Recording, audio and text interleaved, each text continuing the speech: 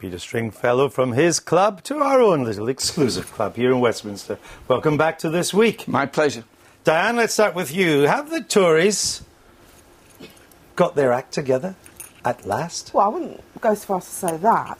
One of the unexpected byproducts of this election, ramping up the idea of an election, it's actually unified the Tories. And they've even come out with a policy or two. And they've come out with a policy. So we've got Gordon Brown to thank for the renaissance of the Conservative Party. Almost. and some of the... I actually think that the poll tax on non-domiciled super wealthy people is not a bad idea. It's quite a clever wheeze, and it's quite neat because they like it because they pay that money and no one inquires into their money. So their overseas money. Yeah, and you raises a tidy sum. Have David Cameron and George Osborne turned it round, Michael? Well, they did two very important things to that. The first was they calmed down the Conservative Party, which otherwise was going to be after their blood. Yeah, I remember 2-3 weeks ago we were all writing and talking about how this risk, it could have been a bloodbath in Blackpool. Yeah. And then the second thing, of course, is they've got the Daily Mail on side. Now, I'm a man who's on... Yes, we don't know how long that is. I'm a man who's on record as saying that the mission of the Conservative Party should be to emancipate itself from the Daily Mail.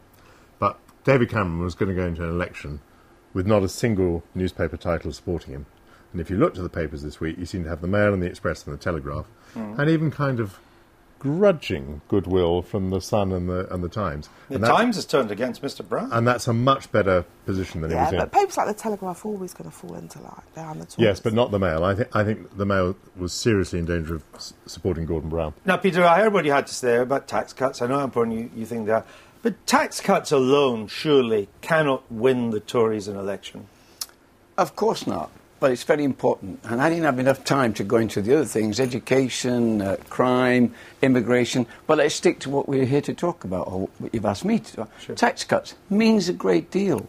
With all respect, I wasn't totally against Tony Blair, but nevertheless, they've taken money off for the last 10 years. Stealth tax is a new word. We thought that was a bomber not so long ago. Sure. Now it's a bomber tax. Tax, tax, tax. All I'm saying is this. Let the people keep some of their money. Can I just make a technical point, though? Sure. These are not tax cuts.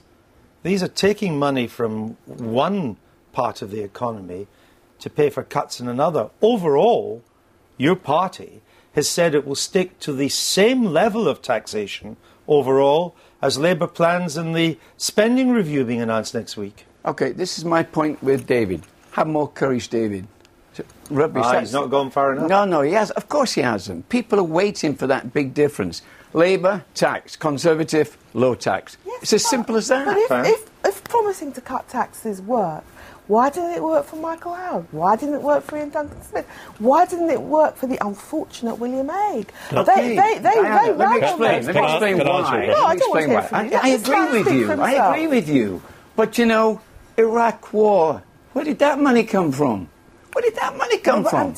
No one said before we go to war, let's have a look at the budget. No, we can't afford it. Nobody said that. They just went to war billions. Cutting policy has failed for the Tories 3 times. Hold on, Diane. Cutting taxes never failed. In 2001, it wouldn't have mattered who led the Tory parties or what they promised. They were going to lose. Absolutely. Labour was in for at least 2 terms. You know that. I knew that. I'd like to hear Michael's answer because I'm in a generous mood. You can close your ears, Diane. Well, after you promise to cut taxes, people have to believe that you're going to do it. Right. They haven't been believing the Tories because actually when the Tories were last in power, the taxes went up. And they didn't even believe them in 2005. No. And the second thing is, you have to make people believe that you can do it at a reasonable cost. If they think you're going to cut public expenditure, then they may not think that that's a reasonable cost. And so in the last few elections, the Tories have found themselves in this terrible position where they've said, right, we're going to cut taxes, and these are the painless cuts that we're going to make in public spending. And that's just got them into a terrible mess. OK,